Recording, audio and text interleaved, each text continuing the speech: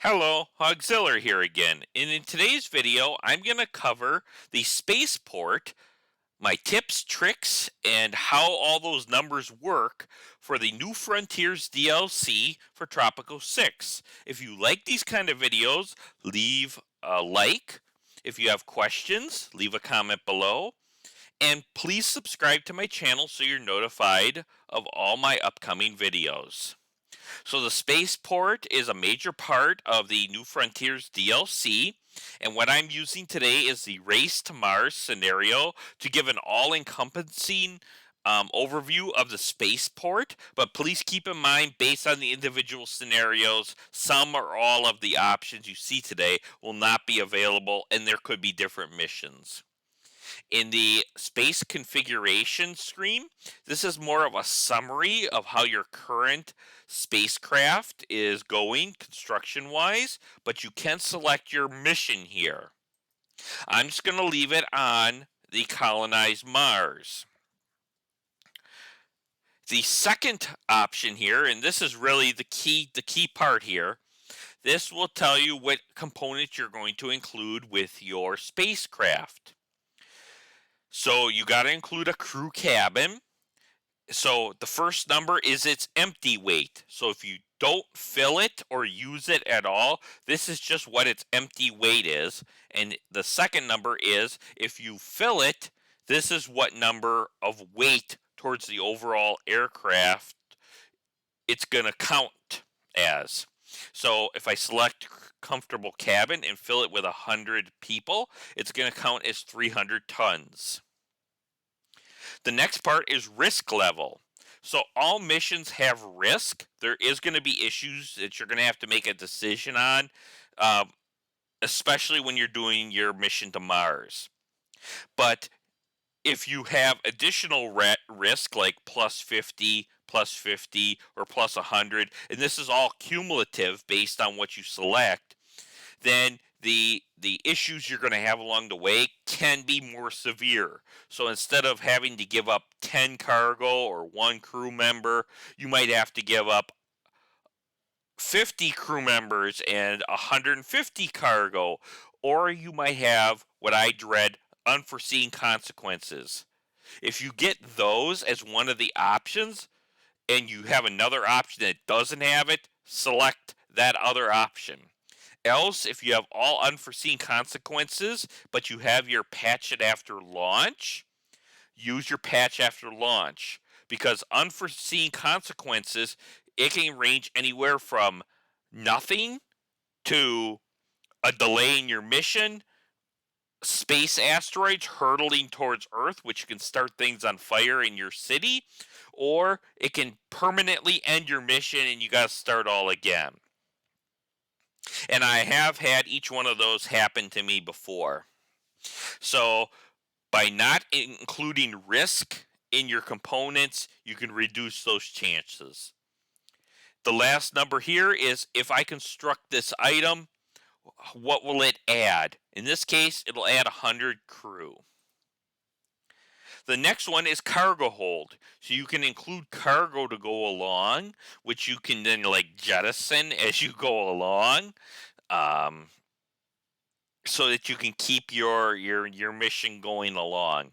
So you can see here, like tightly secured cargo, it's 80 in its empty weight or 180 tons for its full weight. There's no additional risk, and by constructing this, you get 100 tons of cargo. You actually get 100 tons each, but with the other one, you get increased risk and lighter weight. So I'm going to construct 3 of these because I can construct up to 3. That'll add 540 tons to my overall aircraft weight. The next one is fuel tank. So fuel tank, you can see this will add 50 tons of fuel, this will add 50 tons, this will add 80 tons. And here the mega fuel drive, if constructed and fully fueled, will add 315 tons of weight to the overall spacecraft, or in this case, 945 tons. So by constructing 3 of them, I'm basically saying I have 240 tons of fuel. If we select this fourth tab, you can see it takes 225 tons to get to Mars, or 23 tons to get to the moon. So obviously 240 tons of fuel is more than 225. So we're definitely going to select the mega fuel tank. If you're speed running, you might be able to get away with doing two rusty fuel tanks and one mega fuel tank. Granted, that's only 180, but there might be space debris from previously failed missions that will show up in this list. Some of it's randomly generated when you first start the scenario, and additional space debris is generated when you fail space missions, or the Russia, China, USA, Europe rockets fail. Then there's space debris that's left between Earth and Mars, in which you can recover cargo and recover fuel. The last item here is rocket engine. So based on what items you selected in these first three categories, you come up with a total weight. As you can see in the lower right hand corner, my total weight is 1,785. So I need a rocket engine that lifts off with at least 1,785. There is only one option that can do that. It's the 2,000 ton heavy duty engine. It is possible that you could reduce the amount of cargo you want to take, or construct lesser fuel tanks, and you could that would create less weight, and you might be able to use one of these other rocket engines. But I just recommend using this. So now that we've selected all our components, we just need to wait for each of these components. They need to be constructed. So each one of these has aluminum, steel, nickel, rubber, steel, apparel, furniture, steel, or gold, steel, electronics. But once they're all constructed, um, they'll show up on this screen here. So once a cargo hold is created, let's say just one cargo hold, the slider will go from 0 to 100, and you could load less cargo if you want. The same with fuel. This will go from 0 to 80, then 0 to 160, and then 0 to 240 based on how many fuel tanks you've built.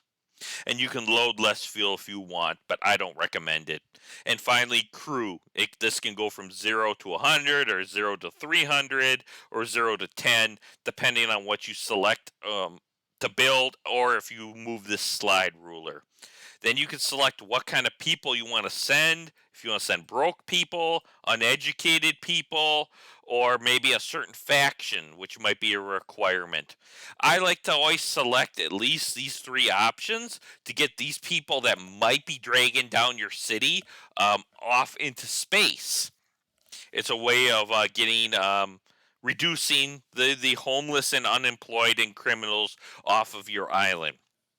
Once you've built your space capsule, this will actually highlight, and you can actually start boarding crew. And then once everything is complete here, this button will actually turn red, and you can launch your space aircraft, or your spacecraft. We talked about this button here. It just says what you will encounter. And then once you get to Mars, you can select a landing site and push the select landing site button. Here is an overview on what some of this stuff means. I find this very wordy and overpowering, especially when I first started playing this. So this is why I'm making this hopefully simple video. One other thing I'll just briefly mention is you can ask a third party for research grants, and they'll have a request They'll give you the component, and you only get to permanently keep it if you meet their demand. This might come from a faction or a superpower. So I can borrow the next crew cabin, and you can see now I have the next crew cabin I could construct if I want. Like I mentioned, once you've constructed everything, and you have at least one person and you're not overweight, you can push this big red button here to launch the spacecraft to Mars. This is my simple overview on how to use the spaceport for the New Frontiers DLC for Tropico 6. If you like these kind of videos, press the like button. If you still have questions, leave a comment below so I can reply to you. And please consider subscribing. Thank you for watching, and I'll see you next time.